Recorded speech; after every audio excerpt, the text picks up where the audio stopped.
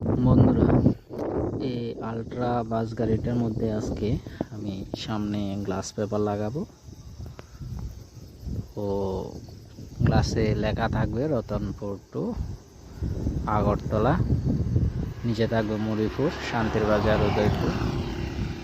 তো গ্লাস পেপারটা আমি স্টিকার মাধ্যমে বানিয়ে গাড়িটার মধ্যে লাগাচ্ছি এবং বাইরে থাকছে ঝালট। তো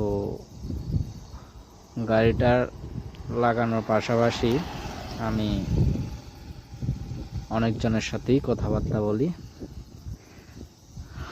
হাসি ঠাট্টা করতে করতে কাজটা সেরে নিচ্ছি।